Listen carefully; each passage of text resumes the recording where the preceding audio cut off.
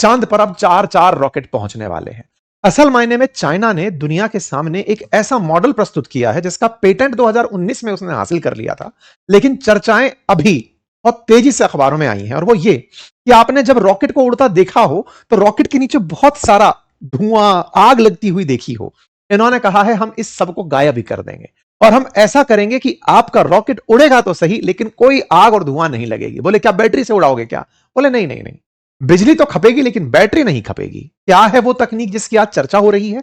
आज के सेशन में समझने का प्रयास करेंगे। अल्टीमेटली ये स्पेस कैटापुल्ट क्या है, चाइना इसमें कैसे महारत हासिल कर रहा है, और अगर ये कर गया तो स्पेस की रेस इस तरह से बढ़ने लगेगी कि चाइना कैमरे जमीन पर नहीं आसमान में हर जगह लगा कर रखेगा। हर दिन साइंस बिल्कुल उबर ओला की तरह आपको टैक्सी की तरह सैटेलाइट फेंकता हुआ चाइना दिखाई देगा। अंतरिक्ष में आज अगर हम ये कहते हैं कि स्पेस एक्स ने अपनी तरफ से पूरी तरह स्टारलिंक लगाया हुआ है, चाइना पूरी दुनिया भर के देशों के रॉकेट्स को आसमान में छोड़ छोड़ करके सबकी निगरानी सही कर देगा, और वो मुसीबत दुनिया के लिए बहुत बड़ी होगी।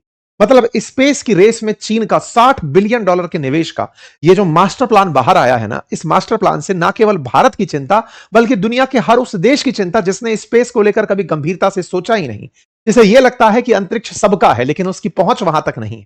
अगर उस पहुंच को चाइना ने कब्जा लिया तो उसका संघर्ष एक नेक्स्ट लेवल का होगा।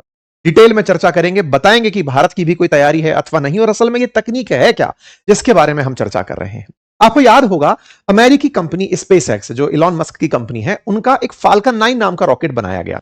2017 में जब ये ऑपरेशनल हुआ तब ये रॉकेट अंतरिक्ष में सैटेलाइट छोड़कर आता और छोड़ करके वापस आकर खड़ा हो जाता। आज भी जैसे हम इसरो की तरफ से जीएसएलवी पीएसएलवी से अपने रॉकेट्स को भेजते हैं, जीएसएलवी पीएसएलवी हमारे सैटेलाइट लॉन्च व्हीकल्स ही तो हैं, उनसे जब हम सैटेलाइट्स को अंतरिक्ष में भेजते हैं तो सैटेलाइट तो छोड़ के वो वापस वहीं गायब हो जाते हैं, डेब्रिस बन जाते हैं, यानी कि धुआं धुआं हो जाता है, आग लग जाती है उनमें। चर्चा यह थी कि कैसे इस लॉन्च को सस्ता बनाया जाए। आपने सैटेलाइट छोड़ दिया लेकिन रॉकेट भी तो बर्बाद हो गया। सैटेलाइट तो सवारी है लेकिन जो बस गई है वो बर्बाद क्यों हो रही है? जो लॉन्च व्हीकल है वो क्यों खत्म हो रहा है? दुनिया में अब तक जितने भी लॉन्चिंग होती है उसमें लॉन्च करने वाला जो रॉकेट है ना, वो भस्म होना होता है। अमेरिका ने इसमें महारत हासिल की इलॉन मस्क की मदद से, जब उन्होंने रीयूजेबल तरीके से फाल्कन 9 बना लिया। अब तक फाल्कन 9 2500 बार अंतरिक्ष में जा चुका है, जाता है सैटेलाइट छोड़ता है वापस आके खड़ा हो जाता है, यानी कि उन्होंने गो एंड फ्रो एक बस बना ली। दिक्कत और क्यों नहीं कर पाते? कर इसलिए नहीं पाते क्योंकि जब आपको भेजना होता है भयंकर एनर्जी की जरूरत पड़ती है। अंतरिक्ष का टेम्परेचर उसको जाते जाते वैसे ही जला देता है। सैटेलाइट छोड़ा और वो वहीं भस्म हो गया। अब दिक्कत यह है कि अंतरिक्ष का टेम्परेचर पहुंचते पहुंचते खत्म कर दिया, लौट कर आया तो जमीन का घर्षण तो जला ही देगा। तो कुल मिलाकर के एक ऐसी तकनीक विकसित करनी जिससे कि लॉन्चिंग व्हीकल जो है वो रीयूजेबल बन पाए, इसको सोचने में काम तो चल रहे हैं लेकिन अमेरिका करने में कामयाब हो गया। दुनिया की असल दिक्कत यही है कि रॉकेट अगर सस्ता हो, मतलब समझिए ना कि आपकी यात्रा में कोई आपसे यह कहे जितनी बार भी जाओगे गाड़ी खत्म करनी पड़ेगी, तो यात्रा बहुत महंगी हो गई ना। यात्रा में ऑब्जेक्टिव आपका पहुंचना है, उसके बाद कुछ करेंगे तो फिर ऑब्जर्वेशन निकल कर आएगा, लेकिन कह रहे हैं गाड़ी खत्म हो जाएगी जाओगे तो। एग्जैक्टली ऐसे ही इस चिंता को चलते हुए दुनिया के बहुत से देश स्पेस में कदम भी नहीं बढ़ाते। अमेरिका ने इसका तोड़ निकाल लिया, बोले हमारा तो व्हीकल जाएगा और वापस आके खड़ा हो जाएगा। भारत वाले क्या कर रहे हैं बताएंगे, लेकिन अब चाइना वालों ने क्या किया वो सुनो।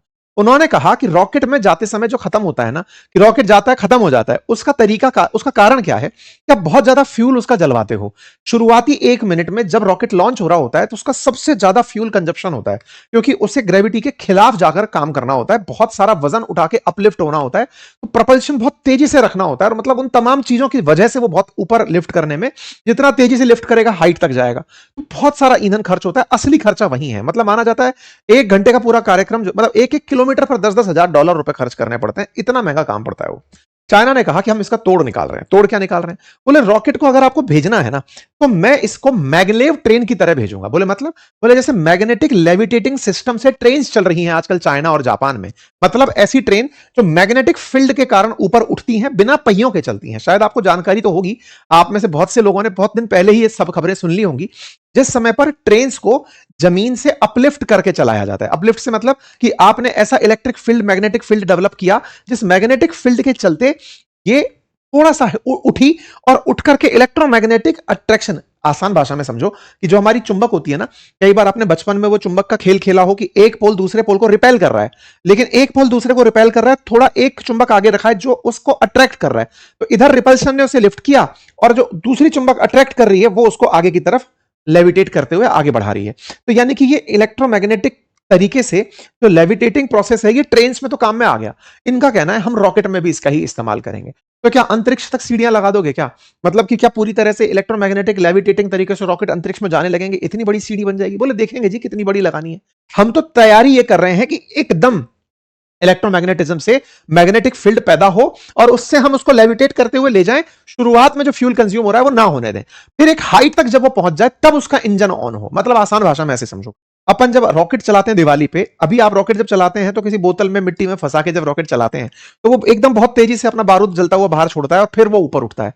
लेकिन ये प्रक्रिया अगर आपने अपने हाथ से रॉकेट को फेंका और रास्ते में उसके अंदर अगर आग लगी तो वह एक तो डिस्टेंस पहले ट्रेवल कर चुका है और अब उसके अंदर लगी हुई आग उसे और तेजी से सेम दिशा में जाने के कारण दूर तक ले जाएगी।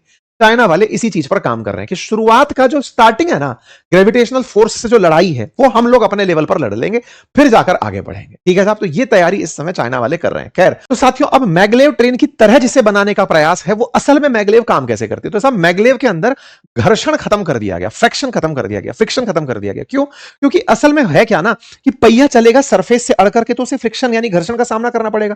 पहिया जब है ही नहीं, केवल अट्रैक्शन रिपल्शन से चल रहा है तो ये अत्यधिक गति पकड़ने में कामयाब होता है। बिल्कुल इस सिद्धांत पर ही ये लोग अब अपना सिस्टम तैयार करने जा रहे हैं। बिल्कुल यही तरीका चाइना की कंपनी अपनाने जा रही है जिसका नाम है गैलेक्टिक एनर्जी। इसने इस काम को करने के लिए अपनी तरफ से पहला सफल ऑर्बिटल परीक्षण सेरेस 1 नाम से 2020 में करके दिखा भी दिया और इन्होंने प्रॉपर तरीके से अपने पेटेंट वेटेंट ले रखे हैं और कहा है कि 2028 में हम अपना पहला रॉकेट इस तरीके पे छोड़ भी देंगे। मतलब स्पेस एक्स की तरह से अब ये लोग भी मैगलेव रॉकेट लॉन्च करेंगे और 2028 तक। आपके दिमाग में फिर सवाल आएगा, यदि ये लोग ऐसा कर सकते हैं तो कोई और क्यों नहीं कर सकता? क्या किसी ने और अभी तक दिमाग नहीं लगाया? क्या लगाया? पहले जिस समय मैगलेव ट्रेन्स आई थी ना उस समय ये सोचा भी गया था, इसमें इनिशियल कॉस्ट बहुत ज्यादा है। इनिशियल कॉस्ट किस बात की? इतना भारी रॉकेट, टन्स में वजन होता है रॉकेट का, अगर आपको उसे छोड़ना है तो उसके लिए आपको जो सेटअप तैयार करना है ना उसमें खर्चा बहुत है। अनुमानित है $60 बिलियन तक का खर्चा। इतना खर्च करने के लिए दुनिया के बहुत से देश तैयार नहीं थे। अमेरिका ने इसका सस्ता विकल्प रीयूजेबल तरीके से अपनाया कि बोले ठीक है फ्यूल जले तो जले, हम रीयूजेबल बना रहे हैं, वो ज्यादा कारगर हो जाएगा। चाइना कह रहा है कि फ्यूल जले ही क्यों, हम उसका सॉल्यूशन ढूंढ रहे हैं। तो दोनों अपनी अपनी दिशा पकड़कर चल रहे हैं, नंबर 1। अब सवाल यह बनता है कि इसके लिए और क्या सोचा जा रहा है? बोले एक बात बताओ कि जमीन से ऊपर जब रॉकेट जाता है तो हर किलोमीटर के हिसाब से फ्यूल खर्च हो रहा है। बोले क्यों ना हम तिब्बत के पठार पर चल के रॉकेट लॉन्च करें। मतलब आपको याद हो तो हिमालय के उत्तर में तिब्बत का पठार है, समुद्र तल से औसत ऊंचाई उसकी पहले 4000 मीटर ऊपर है, वहां हवा पहले ही मतलब विरल हो चुकी है। अब ऐसी स्थिति में जब हवा बिल्कुल कमजोर हो चुकी है, दबाव कम कर चुकी है, अगर वहां से लिफ्ट करवाएंगे तो और आसान रहेगा। तो ये लोग तिब्बत के पठार के आसपास इस तरह की प्लानिंग करके चल रहे हैं कि हम वहां से चीजों को छोड़ेंगे तो और आसान रहेगी। अब देखना होगा कि ये लोग इस तरह का काम कितना आसानी से कर पाते हैं और तिब्बत के पठार पर जाकर के अगर ये कर गए तो ये भारत के लिए कि भैया हम तो अब हिमालय से लॉन्च करेंगे, जाकर के 8000 मीटर 8 किलोमीटर के ऊपर से, ये अपने आप में पॉइंट निकल कर आता है। अब सवाल ये कि दिक्कत क्या है?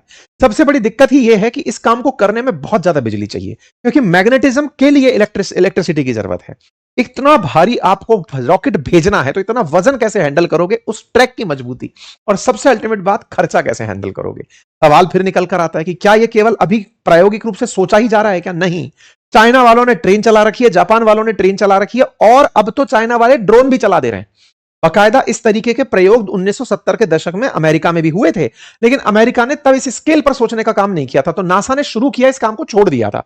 वो एक और मॉडल में घुस गए, स्पिन लॉन्च के अंदर। बोले यो गोल घुमाकर, जैसे अपन नहीं कहते कोई पत्थर को घुमाकर फेंकना हो, तो ऐसे बोले रॉकेट को घुमाकर फेंको तो भी तेजी से ऊपर जाएगा। ये तमाम मॉडल 2022 के अंदर सुर्खियों में भी आए थे कि इस नासा कुछ ऐसे प्रयोग करने में लगा हुआ है। लेकिन चीन इस मामले में बिल्कुल अलग चल रहा है और वो ये मान रहा है कि हम ये काम कर जाएंगे। क्या और कोई देश ऐसा सोचता है? बिल्कुल। इजराइल के बारे में एक सुर्खी निकल कर आई लास्ट ईयर 2025 में कि वो ऐसा स्पेस के अंदर बहुत सारे सामान पहुंचाने के लिए इलेक्ट्रोमैग्नेटिक वाले सिस्टम पर ही, कैटापुल वाले सिस्टम पर ही काम करने का विचार कर रहे हैं। यानी इजराइल भी 5 साल के अंदर प्लान लेकर चल रहा है। लेकिन चाइना को इस तरह की इज्जत क्यों मिली? उसके पीछे का कारण है, यहां का एक इंजीनियर है वेमिंग, उन्होंने space launch system method based electromagnetic ejection पर एक पेटेंट दाखिल किया 2019 में। जब उन्होंने पेटेंट दाखिल किया, उस पेटेंट के बाद चाइना ने अपने डेक से, यानी कि पानी के जहाज से, अपने हवाई जहाजों को इसी इलेक्ट्रोमैग्नेटिक कैटापुल्ट के थ्रू फाइटर जेट को चला के दिखाया। इतना ही नहीं, उन्होंने अपने ड्रोन्स को, आप देखें ये कई ट्रक एक साथ रखे हुए हैं, इन पर भी इलेक्ट्रोमैग्नेटिक कैटापुल्ट बना के ड्रोन उड़ाते हुए दिखाया। आप इस वीडियो को देख करके अंदाजा लगा सकते हैं, अगर ये वीडियो चल जाए, मतलब ये समझिए कि यूं निकल कर गया और यहां से ये इलेक्ट्रोमैग्नेटिकली अपलिफ्ट हुआ और ऊपर तेजी से निकल कर चला गया। ये खबर 1 जुलाई 2026 की है, जब इन्होंने ये काम करके दिखा दिया कि ड्रोन निकल गया। और बकायदा इन्होंने अपना जो रनवे है ना ड्रोन का, वो भी इस प्रकार से पहियों से जोड़कर ड्रोन को उड़ाया। इससे क्या फायदा होगा जी, कहीं से चला दो ड्रोन तो।